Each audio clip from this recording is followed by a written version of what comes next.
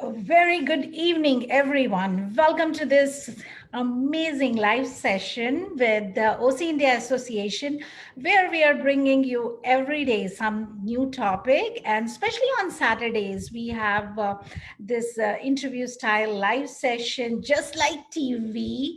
And we are bringing you a lot of new topics. And this series is all about education, and education. So today we are very fortunate to have our special guest who are going to help us with navigation of the high school system. So whether you're a parent, whether you're a student in elementary school, in middle school, or in high school, just join us live as I'm going to introduce my very good friend and her family, who are very accomplished, and they are so generous to share this knowledge with all of us, because sometimes, it's not easy to get the information, to get the knowledge. So today we are going to talk about our topic, which is navigating high school. And with us today we have Ajinkya Rane, the accomplished student, and his mom, Dr. Suvarna Deshmukh Rane, and his dad, Ajay Rane, with us. So, as we are going to start this discussion, I also have with me Monica and Neil Pal, who is going to help us with some of the questions from Ajinkya and mom and dad from student perspective. So with this, I would like to say hello, and please, feel free to write comments, give likes, give hearts, and if you have any questions, just, write on the comments. And, again, they are so generous. They'll be happy to answer all your questions because they have walked through this journey, and you're not the first one, you're not the last one. So we have to support each other, and in this support system, the parents who have walked before us, they are helping us. So let me introduce with this my dear friend, Dr. Swarna Deshmukh Rane, who is I have known her from last I think even now I have forgotten how many years I have known her for, maybe 10 years, 12 years. She's a very good friend. She's a good human being. Yes, she's a physician. She's associate professor. She has so many things. She's the director of this, such a complicated words. Even I cannot, read all that. She's a site director. She has done, her medical school. In fact, a lot of things. So I will have, Swarna tell a little bit about herself, and Then we will introduce Dad and then student himself, and we will have a lot of questions. So this session is going to be a long one, but we all are looking forward. I see a lot of people watching with us, so that's a very good sign because people are excited to learn. So with this, all to you, Swarna. Welcome to the program, and please, share a little bit about yourself. Thank you, Seema. Thank you for inviting us. It's a pleasure to be here. This is my second time here, and I really enjoyed the last one. And this one, again, it's much more like I'm enjoying it more because my son and my husband are here. So, a little bit about myself. I went to med school in India, and then after coming here, after marriage, I did my residency at University of California, Irvine in pathology. After that, I did two fellowships. My first fellowship was at UCLA in surgical pathology, and then I specialized in gastrointestinal pathology at UC Irvine. I've been a professor at the UC Irvine since I graduated, and I'm working at the VA hospital in Long Beach. I'm involved in teaching medical students, residents, fellows. So I love teaching. That's my passion. And yeah, that's about me. And again, thank you for having me here today. Oh, thank you. Thank you very much for joining us. So after that, I would like to give this to my partner with me, who is going to introduce our next guest. And Neil, all to you. Yes, so next we have Uncle Ajay Rane, and he is the Vice President of Global Business Development, and he got his MBA in marketing. So, Ajay, Uncle, could you please tell us a little bit about yourself? Absolutely. Thank you, Neil, and thank you, Seema, for having me on this session today. It's a great pleasure to be here. And first of all, I'd like to say, yes, I mean, all this accomplishments and stuff, education is great, but I think first and foremost, what's more important is as a parent, we really appreciate all the stuff that you're doing through the OC India Association for everyone in the Indian community. Not just in Irvine. I'm sure some of my friends from across the country and in India are also going to join to listen into this session. So we're so happy to have this opportunity and share this information. So we'll be happy to take your questions and also share some of the information that we've prepared for you today. Thank you so much. Great. Now moving on to Ajinkya Rane. Just a quick overview of Ajinkya. He is the founder and captain of the Portola High School Science Olympiad. He was on ASB, the Student Council. He is a nationally ranked archer, and he's done a lot of different academic courses, and he has a National Merit Scholarship Foundation. So, Ajinkya, hi. We welcome you to this session. Do you have something to say, just a little bit about yourself? Well, first of all, thank you for the great introduction, Monica, and thank you for having me here. I think when I was going in high school, I didn't have a lot of intel and support outside of my family and my community to go through this process. So it was really exciting to come here and offer this advice for people who are younger and going through this process very soon. Yeah, great. Definitely. We're so lucky to have you here today. So, moving on to our first question. My first question is for you, Ajinkya. So, you went to Portola High School. Portola High School was a new high school. There was no senior class prior to your year. So, how was your experience at Portola High School? Yeah, I think it was definitely a double-edged sword for me. Going into high school, I was very split between a lot of the great high schools we have in Irvine. But ultimately, I decided to kind of take the jump and go to Portola. So I think it was a really unique experience overall because, of course, we were the first graduating class. And because of that, we were always the oldest students on campus. So we didn't really have a lot of guidance, a lot of mentorship on campus, and we're always the first to found clubs, the first to start these homecoming dances, first to organize events on campus. So I think it was very nice to have that independence, but at the same time, it was a little scary to not, know what was ahead of us and know what the path was. So overall, I'm very happy that I went to Portola. I was very pleased with the experience, and I think I could definitely recommend, now that I'm on the other end of Portola, that it's a really great school with a lot of opportunities. Great, that sounds amazing. Great. So our next question is for you, Ajay Uncle. So as a parent, what were some of the reasons that you guys decided to send Ajinkya to Portola High School rather than some other high school that was in your area? Absolutely. As Ajinkya said, being in Irvine, we have a wide variety of choices of really great high schools. And, we had the choice to go to the local high school, which was really nearby, versus going to Portola, which took us at least half an hour drive one way. However, we decided that Ajinkya wanted to go to Portola, and he wanted to have the experience of going to a new school. Plus, when he was in middle school, he had already been introduced to some of the founding principals and some of the founding team at Portola. So he was super excited just to have those connections already and know the people there. And he thought it would be a great opportunity for him to be part of the first graduating class at Portola High School. And at that point, we said, well, it's his choice. And yes, it was a little bit inconvenient driving up and back, but at the end of the day, it was all worth it. So we are very glad that we chose Portola, and we're very happy with it.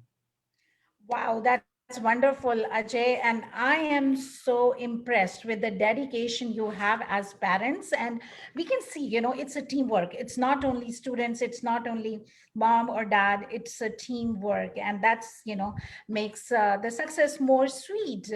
And especially this high school journey, because I do have two high schoolers. It's tedious. It's so much of information, and we don't know what to do and what not to do, whom to listen and whom not to listen. So that's why we were like, so we felt so good when you said yes, you can share the information.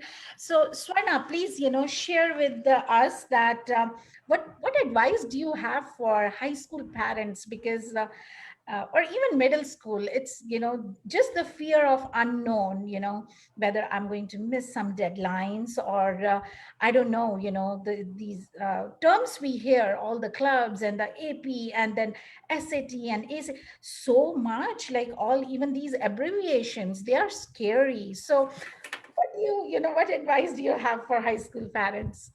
Sure, Seema, yeah, high school undoubtedly is a very challenging time for students and parents. Their academic demands are increasing every year. They are participating so many extracurricular activities, sports, volunteering. So they are juggling all these activities. And, it can be stressful because they are making new friends, new teachers. They are thinking about their future. They are uncertain. They haven't chosen what field they want to get into. So all of this brings a lot of stress into their lives, and the lives of parents too. But as parents, you should focus on the emotional well-being of your child. Give them their space, trust them, but at the same time, teach them to ask for help. It is very important to ask for help. And the parents, teachers, and their close group of friends can offer them this social net or a support group, a strong support group, so that they can fall back on them when they go through these stressful situations. Now, when picking their electives or extracurricular activities, look at the strength of your child, look at their interest, their weakness too. When they are picking an extracurricular activity, it should work well with their personality. So help them choose the right activity for them, or not just pick something because it's going to look good on your resume. So I would suggest that. And then tell them it's okay to feel worried sometimes. That's normal. We all feel worried, so it is totally fine to feel that way. But as a physician, I would like to say a little bit, so stress can be good and bad. A little bit of stress is good. Like suppose you have an exam, you're stressed about your exam, you prepare well, you focus, you do well. And then after the exam is over, you come back to normal, you enjoy, you spend time with your friends, you forget about it. So that's how it should be. Stress should be for a short time. And we in medicine, we describe that as, suppose if you're being chased by a lion, you activate the fight or flight mode. So you either fight or you flight or run away. So that's your normal physiologic response, but that should be short-lived. You cannot have this response going on for too long, and that can be detrimental to you. So kids cannot be stressed for too long. They cannot go into chronic stress, and that affects them overall, their health and the health of the parents. So that's what we have to teach them to, relax. So engage in some hobby or, some exercise, yoga. I would do that, I do yoga, and then I taught Ajinkya, just, why don't you take up yoga? So he would do once in a while some stretching and yoga with me.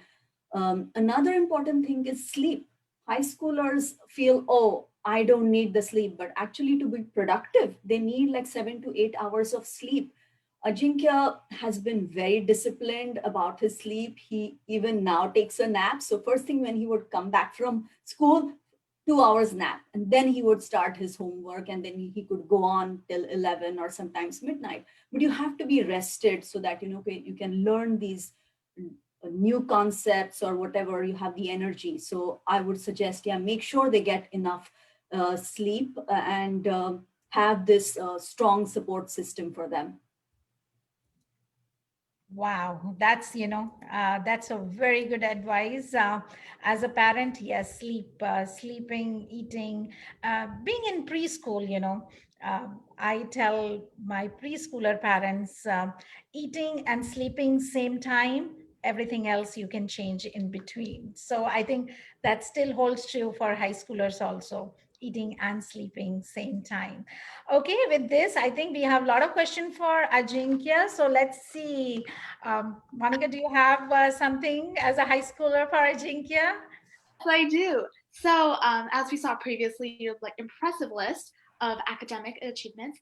I saw that you took a lot of AP courses. So, when did you start taking AP courses, and what was the benefit of taking them? Yeah, so I started taking AP courses in sophomore year. I took human geography, and that was the only one actually that was offered by Portola.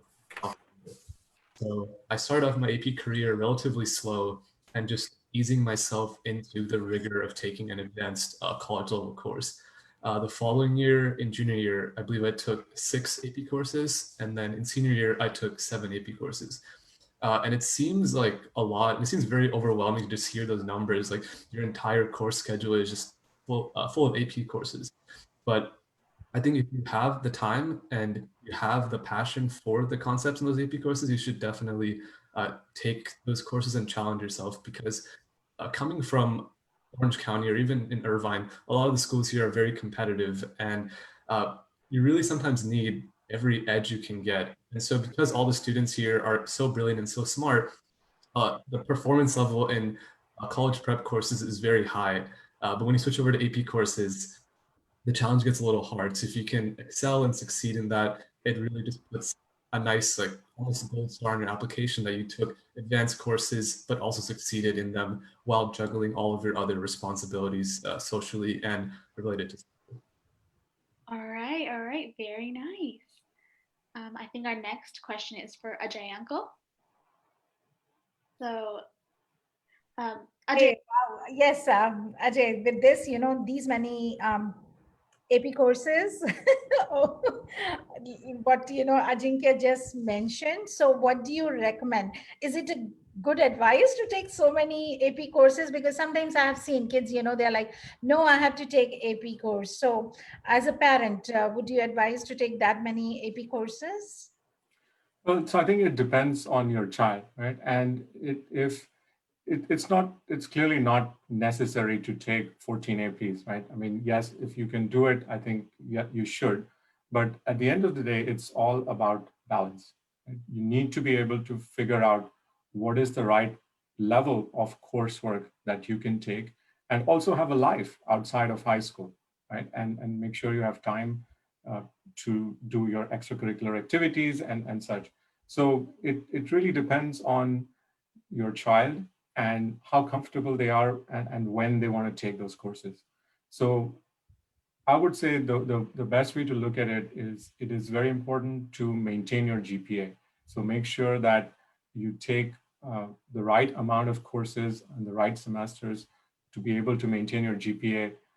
And also colleges, they look for either a consistent GPA across your high school career, or they look for an upward trend in your GPA. And that shows that you've been working hard and then you have been excelling at what you're doing. You know, from a college admissions perspective, I mean, it helps you stand out if you take more AP courses. It shows rigor. So when you end up in a competitive situation versus other kids from your high school as well as from other high schools, it will make you stand out, and that's where it comes in handy. The other reason to take AP courses, and which many parents may or may not realize, is AP courses help you get college credit, especially if you're going to UCs. If you take some of that AP courses that are part of the UC approved list, you can get college credit for those. What that means is when you end up in a UC and you're required to take certain courses, they will waive that requirement. And will consider you as already you finished taking that course already, because they will give you credit for that as part of your college coursework, which means you can graduate early. You could graduate in 3 years, for example. And I know many of our friends, their kids took a lot of APs and they ended up doing a bachelor's and a master's program in 4 years. Or a minor. Or you can do a minor in that. So it really depends on what you want to do, but definitely it helps helps with your resume. It helps you stand out. But again, I wouldn't recommend taking them just because everybody else is taking. So I think you have to find the right balance and make sure you can maintain your GPA also while taking APs. So Ajay, does this, taking AP courses, you said, these are like college level courses. Does it help with the tuition also? Well, with the tuition, it doesn't help a whole lot because most of the tuition is calculated based on a semester load of courses.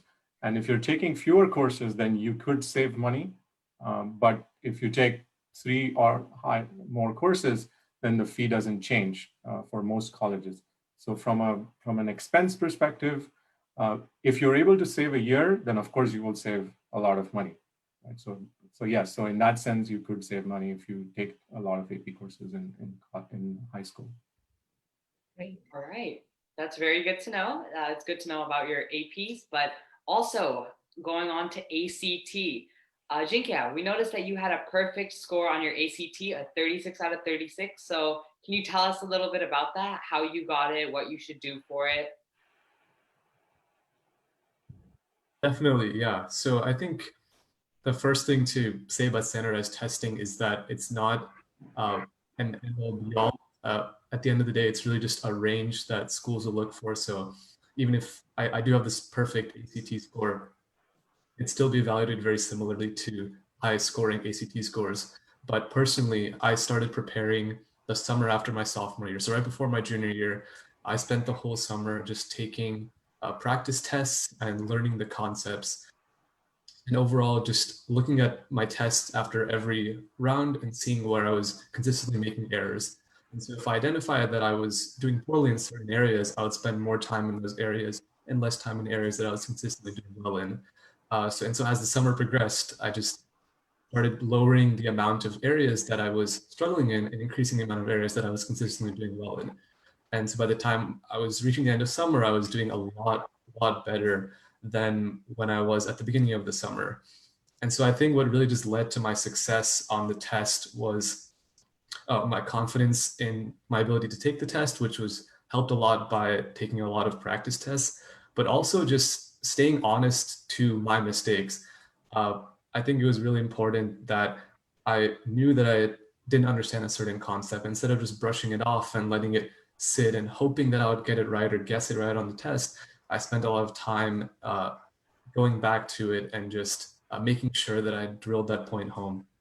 And so I think just a lot of time and a lot of effort is the key to cracking the SAT or the ACT, because once you spend enough time looking at the material, the test questions start to repeat, the concepts start to repeat, and your score will just slowly increase over time. All right, very nice. Okay, and also, so this takes a lot of persistence, like getting to it every day. Let's say you're going to take one test or every week.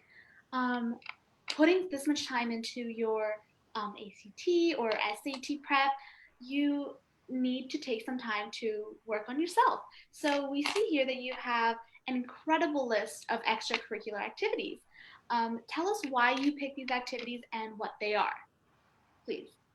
Sure, yeah.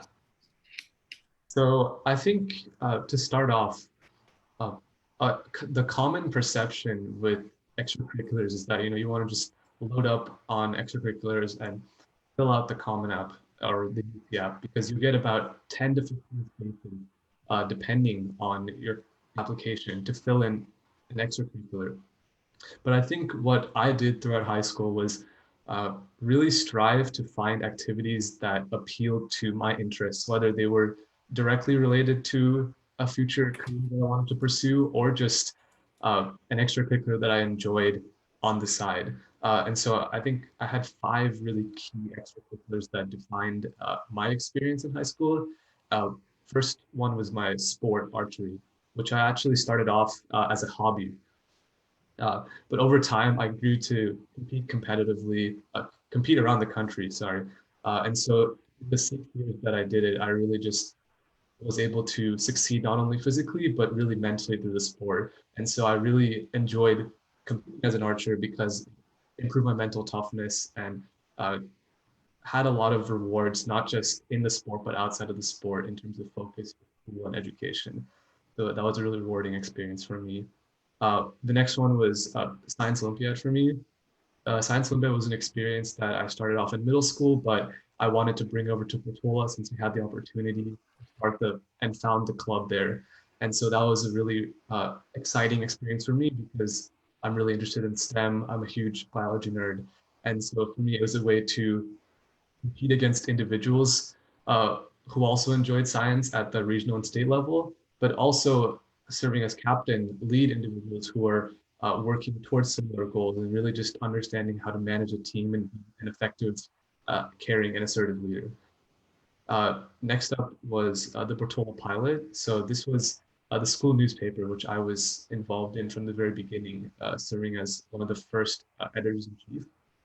And so this experience was really exciting for me to participate in because I really enjoy writing.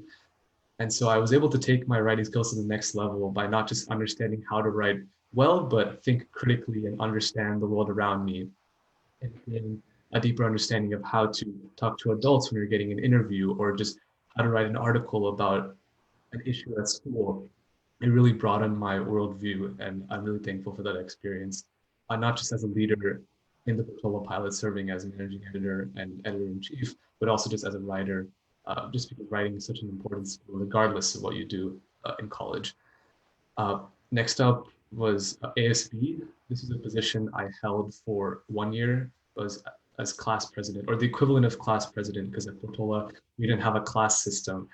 We had a house system. But this was an experience that I started in the middle of high school in junior year because I found that I was particularly passionate about helping my school community and raising awareness for issues that students had across campus. So it was a really wonderful experience to not only help run pep rallies, but also just work with the administration to solve issues that I would hear people talking about at lunch or break, and just in a way to work professionally in an environment with the school. And then finally, my most recent, probably my shortest involved experience was Irvine Talks, which I got involved in at the very beginning of my senior year. But this was an especially memorable experience because I got to essentially work on a team that planned a district-wide event. And these are my team with individuals from across the district, so from high school, university, high school, just working with them to plan this event that celebrated the arts and celebrated people's experiences and bringing members of the community together. I really just got to get a better understanding of my community and my peers as they shared their stories in the speaking and art event. So this was another really very memorable experience for me. And I think uh, at the end of the day, whatever someone picks for the extracurricular activities, it's very important to just know that you have a reason for that activity and that you can explain it if a college admissions officer asks you about it. Just make sure you have some passion behind that choice and make sure you're putting a lot of time and dedication. So really just quality over quantity. Wow, that's that's really good to see. You have that's a splendid list. Amazing job with keeping all of it together. So, Ajay Uncle, can you tell us? We know Ajinkya took so many extracurriculars and he excelled so well in them. But which ones do you think were the most important, and which ones would you say for a student who's coming into high school? Which electives, or I mean, which extracurricular activities should they go for? Sure. So I think extracurricular activities are an important part of your high school experience. And however, like Ajinkya said, um, you should not take extracurricular activities just to pad your resume or make it look good for colleges. Um, if you're passionate about something, whether it's one activity or multiple activities, I would recommend doing those as your extracurricular activities. And it gives you a chance to bond with the rest of the student community and create that camaraderie. It also helps create a unique social experience, whether it's just hanging out with your friends or like-minded students.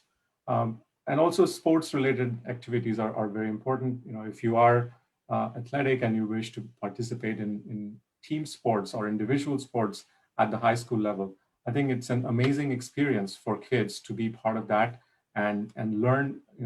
There's so many things to learn from sports. They not only help you build your personality, they also teach you about discipline, also teach you about how to follow rules and how to handle successes, and also more importantly, how to handle failure with grace.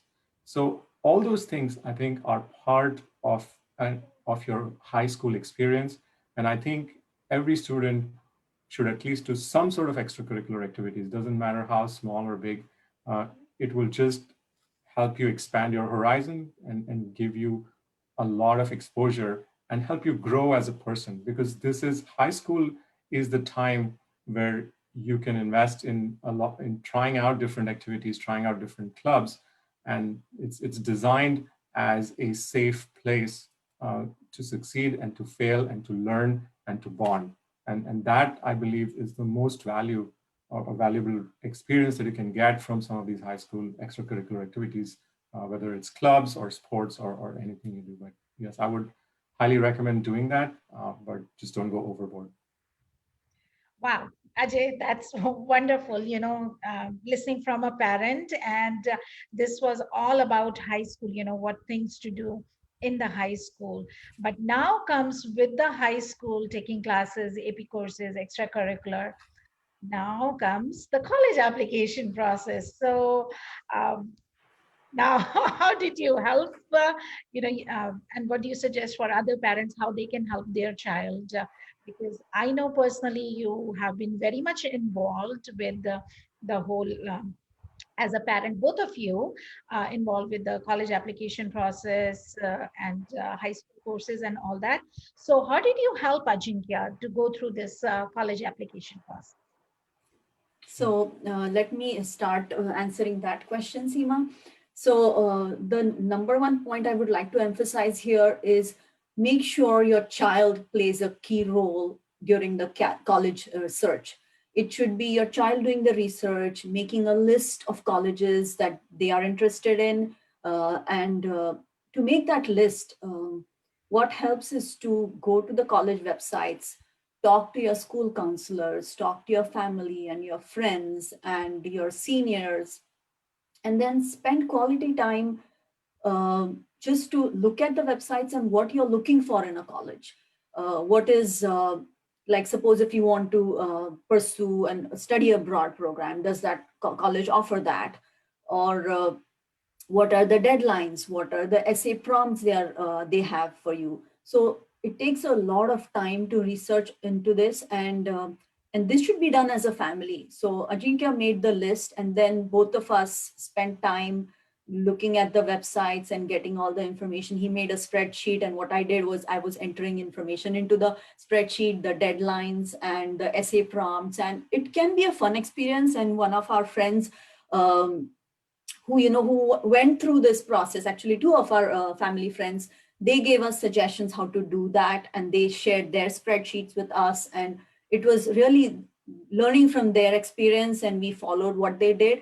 But that's what you need to do: be as a family, be engaged, and look for what you want. Does your child want to be in the state, or they want to go somewhere else far away? Look at the weather, look at the financial aid options, the scholarships they offer. So all of these little things you have to look at, and when you have all this information, then you start applying, because applying to multiple colleges, it takes time. It is very time consuming, and senior year is crunch time. They're busy with their school workload, other extracurricular activities. So, you just have to limit your number of applications, not do more than 20. And then the way you do it is, once you have your list, you should have three types of like colleges on your list, and that should be your reach colleges, the match colleges, and the reach colleges are like, they are above your academic performance. So you should have a few schools which are reach for you, a few schools that are a match, like they go with where you stand in academics and your overall application.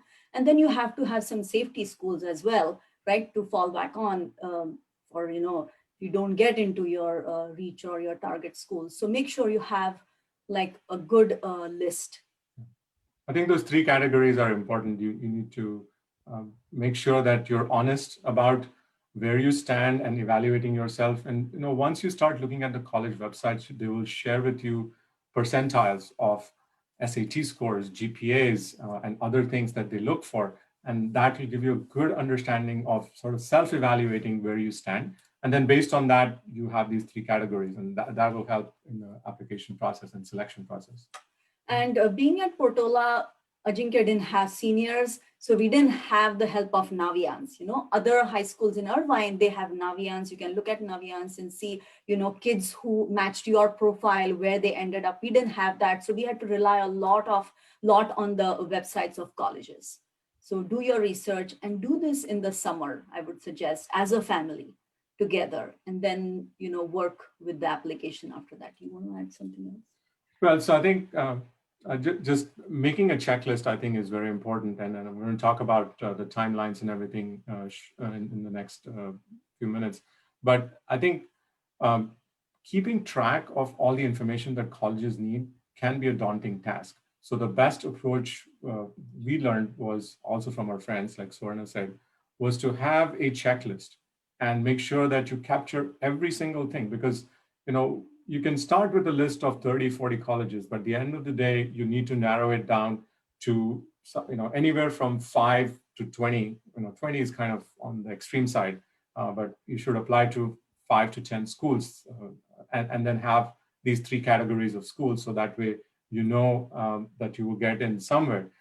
And then you can decide later on where you want to go. But the checklist will help you ensure that you don't miss any deadlines, because otherwise, all this 4 years plus of hard work would be a waste if you just missed one document, or you didn't send them the SAT score, or you forgot to turn in the application on time.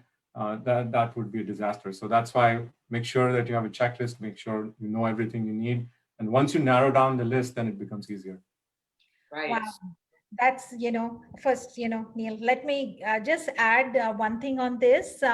I see a lot of viewers. So as Swarna, you said, you had friends who helped you, and now you will have a long line of friends, because people who are watching you guys, Ajay, Swarna, because they need guidance. And I would like to tell them that, yes, you guys would be happy to, help anyone who needs um, your help. And please make sure all the audience who are watching, that you write the questions. If you have any questions or any comments, give us likes, hearts, because it's not easy to get this information. It took them, 4 years. It's like, when you take the final exam, by that time, you know that you can write the whole book on that topic. So it's exactly Yep. like that, that, 4 years they did the whole, research, and now they know so much that I think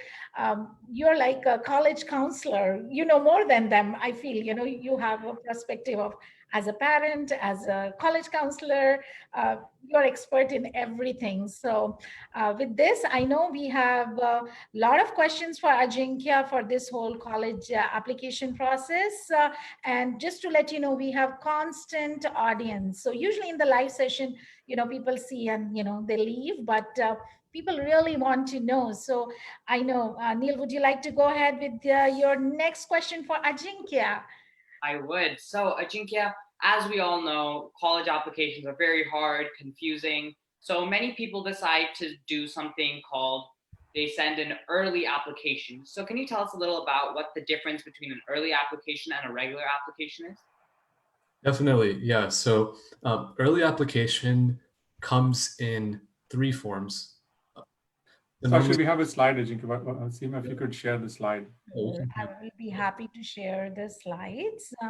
And now we are going to talk about the college application process. And Slide 8, actually. Yeah. wow, slide 7 or 8? 8. 8. Okay, here you go. yeah. So I mean, this slide pretty much covers a lot of the in-depth information, but to put it shortly, early decision and early action are two of the most common types of applying early to a school. And it's exactly what it sounds like. Early decision, you're applying normally November 1st or earlier, in fact. And for early decision, you're committing to that school in a binding decision that if you are accepted to that school, you will have to attend that school. There's also early action, and early action is different from early decision in the way that it's not binding. So you can submit early action applications to multiple schools. And that's a very common route taken because a lot of students don't want to be bound to one school or just have to commit to that because they're waiting for all their options. So that's a very good option to just submit a lot of early action applications to schools if you think you're confident in your application very early on in the process. The early decision is great. A lot of students have dream schools, and early decision gives you a slight edge in that your application is being reviewed first, and the pool is a little easier with a higher acceptance rate if you're applying early decision, just with the caveat that you have to be bound to that school if you're accepted. All right, sounds great. Now, Ajinkya, can you walk us through your college application process? This is for like early applications, but can you walk through yours? Definitely. Actually, before we do that, I think Ajinkya, we should also talk about the timeline. So, Seema, if you could go to slide 7. So let's just make sure that people know the timeline for application, because that's critical. And then I think it'll help you understand the complexities of the application process, and then why, when Ajinkya talks about how he applied, I think it'll be helpful. So if you look at this slide, it's kind of busy. So what I did was, there's a key up top. It says UC/state app, and that's in this pink color, and then there is white, and then there is light blue. So what this slide does, it walks you through. So let's say you want to apply early, right? So that's to look at the blue items. So you take the SAT in the summer, and then you complete, then you in August, you're basically preparing all these things with a Common App, and then you submit your applications in October because most of the deadlines are in November. So it's better to submit early before the deadline. And then in December, by around December 15th, you basically get your decision. That's how quick it is. You apply 1st of November, December 15th, you know if you got in or not. That's early decision, early action. And then after that, you're basically just chilling, right? And then in May, you end up paying the deposit and everything, and that's that. Now, if you're applying to a UC school or a state school, then you look at the pink ones, right? You start researching in the summer, the applications open in August, and you start reviewing the essay prompts, start writing your essays. You need to complete the FAFSA, which is the financial aid document. Your last chance to take the SAT, ACT would be October timeframe, because otherwise your scores will not be in time for the deadline. And then most UC applications, they have been usually due on the 30th of November. So you need to apply by that date. And then you just wait, right? In January, if you're eligible or if you get a Regent scholarship, you'll get the notification. Otherwise, in March, the UCs will start sending their decisions. And then, of course, the payment and everything, you have to make a final decision on which one to pick. And now, on the other hand, if you're going the regular route, which is the things in white, you look at the Common App, you start, obviously start doing your research early. Then in August, you look at the Common App when it opens, and then you finalize your college list and all that. And most of the Common Apps are due in November and December, or actually many of them are due late November. And then in December, a majority of them are due late December, early January. And so that decision process is a little bit later. So that's in March and April. That's when most of the Common App colleges will start giving you the decisions. And by May, everything needs to be finalized. So that's sort of the high level view of the different processes for different types of schools that you apply with. So as you can see, there's advantages and disadvantages of doing stuff. And it really depends on the individual student. So I'll let Ajinkya explain his process now that you have a little bit of context on this one. Yeah, great. Go ahead, Ajinkya. Yeah, actually, if you could open the slide to I think slide 8.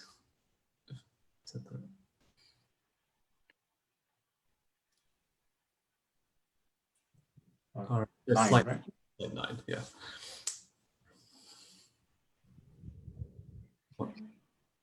Slide 9. Okay, the next slide. So you're going to talk about your experience, Ajinkya, with all this long, lengthy process. I mean, just looking at the timeline, there's so much to take in, and there's so many different moving parts when you're applying to college. But I think when you're starting off, your essays and your teacher recommendations are the most important things you should be focusing on. I'll start off with essays. I think essays can really make or break an application because they show who you are beyond your grades, beyond your extracurriculars, and just show how you function and who you are as a person, what your story is. Because at the end of the day, the colleges will be getting a lot of similar applications in terms of grades and successful students and these perfect test scores, but they want to see the humans that they're admitting, the stories that they're admitting. And so it's very important to start these personal statements and essays early. I know it was something that I did as well, because I was able to create multiple drafts as I was going through the process. And if I look back at my first draft of my essay, I knew I would never send it anywhere. I wouldn't want anyone to see that. But at the end, once I had taken a lot of time to revise my drafts, show them to multiple people, have them proofread, I knew that I was submitting a proper polished product because I'd spent the time working on it. It's definitely not something that should be procrastinated, especially for the UC system, because sometimes the servers will shut down as you get very close to the deadline. So you want to make sure that you're submitting these essays a week in advance, preferably, just so you have that peace of mind for yourself and for your parents that this application has been submitted and you're not wasting hundreds of their dollars on this application that doesn't end up getting sent in. And then another crucial part of the process at the very beginning is asking for teacher recommendations. So usually you want to ask a teacher who you've had a class with for 1 to 2 years, and you've had a class with preferably in your sophomore or junior year, because I know I've had some great classes in freshman year, but the teachers, it would be hard for them to recall all of the elements of my experience with them. So you want to make sure you're choosing a teacher who understands you and has taught you recently, so you can give them information such as your resume and your brag sheet. So when you're reaching out to them, they have very key anecdotes and precise anecdotes to reference in their recommendation letter. Because if you're the college admission committee and you're reading a letter that says, Ajinkya is a great student, I loved having him, or versus a letter that says Ajinkya did this in my class, he performed this way, they're going to be more inclined to and more compelled to admit a student that has more personal examples. So I think it's really important to create a brag sheet and have that teacher understand what you've done in their class. And then overall, just ask them for that recommendation early on, because there's only so many teachers and there's a lot of students applying. So you want to reach out to them as soon as possible. So I think with the virtual classes right now, Ajinkya, which, teachers don't get to know you personally, would you suggest, what do you suggest for these students? Yeah, I mean, it's something I've considered a lot, even in college, asking my professors, hopefully for letters of rec. And I think the key is just to try and attend as many office hours or virtual opportunities to connect with your teachers outside of the class, because first of all, teachers love when you're asking them questions, because you're going above and beyond the content, but also when you're in a more personal and private setting with the teacher, when you're asking them questions, they get to understand how you succeed as a student. But of course, it's very difficult for teachers also to make the time to meet in virtual settings. So if you're not able to meet personally with teachers, that's understandable. You can always ask a teacher you've had an in-person class with. But if you're completely virtual, try to connect with the teacher, send them emails, and show them a side of you that's not just the person who's taking the class, but also to show why you're a great student. So when it comes time to ask them for a recommendation letter, they remember that this is the student that went above and beyond, approached me outside of class, and really had a passion for this class and the content. All right, so after you submit your applications and you're in the waiting period, a lot of private universities will reach out to you for interviews with local alumni that they have in the area. So oftentimes your contact information will already be sent to an alumnus in the area, and they'll reach out to you and meet normally at a Starbucks, a coffee shop, something, normally a public place the interview is held in. And so this interview, although it sounds really scary, is really just a conversation at the end of the day. A lot of my interviews, in fact, were more just question and answer sessions than rigorous grilling of me as a person, because these alumni just want to get to know the human, again, just another human perspective beyond the paper and the essays that are being sent in. They want to see that, you're a normal functioning human being that didn't just have someone else write your essays for you. And so these are actually really easy to do well on. You just have to be professional, most important of all, but arrive on time, dress appropriately, bring a resume if you're able to create one, so they have an idea of what you do and they can ask you questions. A lot of the times my interviewers would look at my resume and just start asking me, archery, this is very interesting, can you tell me more about this? Or we go into a different tangential conversation. So I think it's really just about your conversation skills and how well you can speak with that alumnus. So when they're writing their report to the college and the admissions officers, they can note that the student was very engaging. And then at the end of the interview, you'll normally be offered an opportunity to ask the alumnus some questions about their school. And this is really your chance to hit it out of the park, because normally they'll just expect a student to say, oh, no, I don't have any questions. But if you go and show the interest and ask them, what was your favorite course you took at this university? Or what are some tips you had for a student, going into college? Really just showing and engaging with the alumnus beyond what they expect of you is the key to getting a good interview report. But overall, interviews don't normally have a huge impact on your application because they can't be offered to everyone. But if you do have the chance, it's very easy to do well on them. Wow. That's great, Ajinkya, a lot of preparation. So how do you find out what's the right school for you?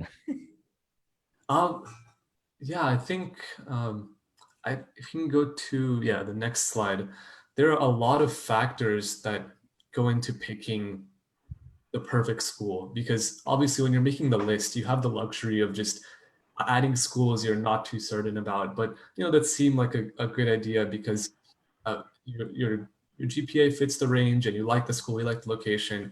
But once you've gotten your list back, it's a little more intense because you're actually making a financial decision and you're making a life decision really about where you're going to spend the next 4 years of your life. So some really basic factors that I think everyone should consider are just, of course, the value of your degree. Are you overspending for something, for a name that when you could rather get a lot of value out of a scholarship at another school that maybe isn't as recognized name-wise? You also want to know location and how well the school does for your major, because there are a lot of schools that I considered applying to, but when I looked up their strengths in my major, they didn't really have that. So I really just wanted to make sure that I was finding schools that were excelling in biology and neuroscience and sciences as a whole.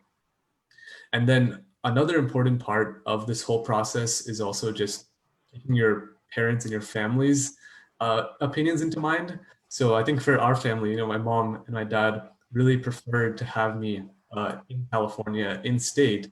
And even though that was the case, I made sure that I applied to schools out of state. But when it came time to picking the schools, it was a very important factor because you want to make sure that you're making a decision not just for yourself, but the people around you and in your family. So actually, when I was narrowing down my schools, the final 4 schools were actually all located in California. And so I think that was very important for me to make my decision. All right, that sounds great. So Ajinkya, do you mind telling us what college you picked and why you picked that? Yeah, definitely. So I guess I can just sort of continue from my last point, or I mentioned the final 4 schools. So I think it really just came down to picking between UC Berkeley, UCLA, USC, and Claremont McKenna. And so there's 2 public schools, 2 private schools. They're all great schools. They have wonderful names. But I think what really just sold it for me for Claremont McKenna was most of all that it was a liberal arts college. And I think I value that a lot, partially because of my experience at Portola with a very close-knit community. But essentially, liberal arts colleges are much smaller than normal public or private universities. Claremont McKenna only has around 1,200 students total, so smaller than most high schools in Irvine. But instead, to trade off for the smaller size, they have a lot more opportunities for smaller class sizes, seminar size classes with professors, and just the opportunity to learn much better in a setting that is geared towards just learning and not TAs teaching classes, because these professors are all here to specifically teach you as a student. So I really valued that I was going to get an excellent education versus where I'd be one of 700 students in a lecture hall. I'd really get that one-on-one experience to connect with my professors and learn the content. Other than that, I really valued that CMC has a very tight-knit alumni network. So because of its kind of close-knit and almost selective alumni network, I really was excited to get engaged in opportunities within that. And actually, my English teacher actually reached out to me after I got into CMC and told her I was attending. And she said, my husband is actually a graduate of Claremont McKenna. So if you ever need a job or something like that, you can always reach out to him. So I think just immediately I saw the rewards of choosing such a small, tight-knit community. And to top that off, it's in California. It's only 40 minutes away. So my parents, of course, are very pleased that they can come and visit. Yes. Wow, great. And with this, Ajinkya, do you have any final tips for, with all this? For our audience, which are again very constant, no one is leaving. They like you, lot of likes, comments, lot of hearts, and good job, Ajinkya. I'm seeing again and again. Good job, Ajinkya. Very proud of you. So, what tips you would like to give for all the juniors who are following your path or who are looking up to you? Yeah. So I think one thing I'd like to go over for certain is that if you listen to the presentation, I actually didn't mention any volunteering hours. So I actually didn't report any volunteering hours when I applied to college. And I know for a lot of people, volunteering is very important. They consider like we have to get hundreds of hours a year. We have to show that we're dedicated. But I think what it came down to me and what I was able to realize after my college application results is that volunteering does not really matter unless you're doing it with passion. Because I had so many friends that would invest themselves in volunteering. And I know a lot of them that really found value and passion in volunteering, in what they were doing, but a lot of them were just kind of mindlessly and robotically doing volunteering hours. And then when they were asked to explain them on their college essays, they weren't able to emphasize and elaborate properly because they didn't have a true passion. So I think that's one of the biggest things people might not realize is that you don't need volunteer hours. I came on the other side with 0 official reported hours. I obviously had some volunteer engagements, but when it came to reporting on my application, I didn't report any because I didn't feel I had invested enough time in them for them to be a part of my story. That's like one of the, I guess, almost myths that I wanted to bust there about volunteer hours. Another thing is just graduation credits. A lot of the time students will be worried about, am I getting enough credits? Am I taking enough courses? Are my electives adding up? And I think that as long as you're taking above the bare minimum of credits every year, so 5 to 6 courses for all years of high school, you'll be fine because your counselors are really there to make sure that your credits are being fulfilled. And the only way you won't get graduation credits is if you're, of course, failing a course. But I'm sure if you're attending this course, or if you're a parent attending this course, you're very invested in your student success, and that shouldn't be a problem at all. So yeah, graduation credits are not a huge issue. Another thing is, tests, test scores and grades are not everything. Although GPA is very, very, I'd say it's about like 50 to 60% of the application. There's another giant chunk, and that's rooted in your essays and your stories. So it's really important to be authentic, be honest, and be real with yourself and your college admissions officers. Don't embellish or sell yourself short in any way, because you'll always be most confident with the truest version of yourself on your applications. And if you show that honestly and authentically, it'll show on your applications, and it'll lead to a lot of success in the college application process. Wow, that's great, Ajinkya. Thank you very much with all these tips. With this, definitely we would like to ask parents, do you have any, more tips or more concluding points to inspire other parents? Ajay or Swarna, please. You can go first. No, go ahead. I would just like to say this is a fun process. Start early, give each step enough time, proofread your essays, and just send in your applications on time. And then after that starts the fun time when you start getting the results. So just start early, I would say. And actually, college applications, it should be an enjoyable process if you do it right and you plan it correctly. So don't stress. And same thing for parents, right? The most important tip I would give to parents is don't impose your ideas on your kids. Let them decide. You're there to help them, not make the decision for them. And that would be my single highlight of my advice, because it's very important that the kids also are involved and they're really passionate about which college they're applying to, why they're applying to a certain major, and then you will see them be successful, and then they will do really well in college. So. And then the admissions officers, I think, are trained, to see who has written the essay, or, it should be the student's voice. It should be what they want to say. And the whole thing should gel. The application, the essays, the extracurriculars, everything should come together. And when they meet the student in person, they can see that, oh, this is that same person. So it should be genuine and authentic. So. Wow, that's very, very deep, and it's just amazing how much information there is about the college admissions process. And honestly, I feel like this talk has really opened up my eyes as well as many other people. So I just want to say thank you. Thank you for coming here today, and thank you so much for telling all this stuff to us. Yeah, special thank you to Ajinkya. You've went through this whole process and reaching out and helping. I know I'm a junior this year, Neil's a sophomore in high school, really working towards our college apps and everything is it was very insightful to hear. So thank you, Ajinkya. Thank you, Swarna Auntie, Ajay Uncle, and Well, thank you, Monica, Well, and thank you. Thank for you. joining in with this. I would definitely like to say thanks, Ajinkya. You are an inspiration, and we would like to have you again on the live session, or people are asking us if we can share the slides. So we are going to share, especially those timeline slides, because it's a lot of information in a very concise format, and very good to know, like when to do what. Have your eyes and ears open around that time. So all this information, everyone is enjoying it.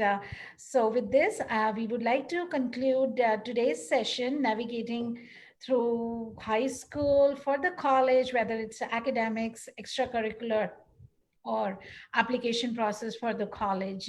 So thank you, Swarna. Thank you, Ajay. Thank you, Ajinkya. Thanks for giving your so precious time.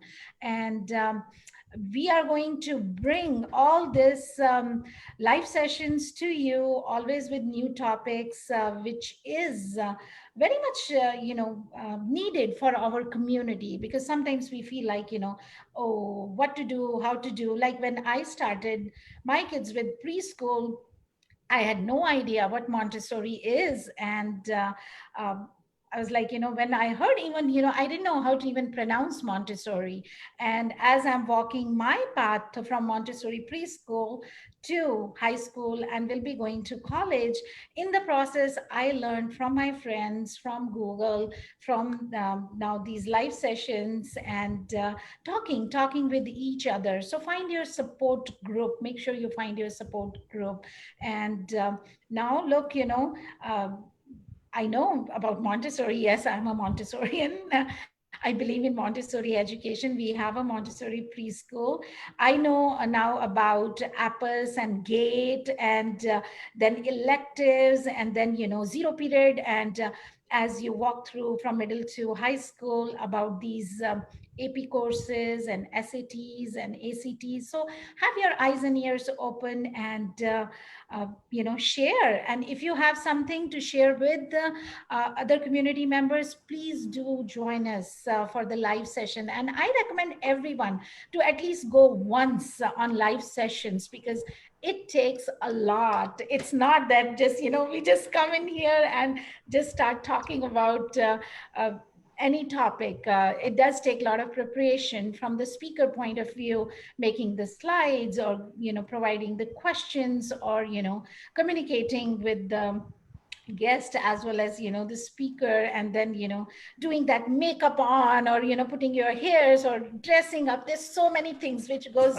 behind the scenes, and everyone agrees with me on that part. So I always recommend everyone to at least go once live and see what you can contribute to your community, and what things you can share. So with this, we are going to say bye to all. Thank you everyone for joining us. And with this, bye-bye, and a lot of thank you. Bye. Bye. And Your So much for coming today. absolutely. Thank you for Thank you having for us. having And thank you, us. Monica and Neil as well. thank you for You guys coming. are great. Thank you. you. Thank See ya. you. Thank Bye. you. Bye.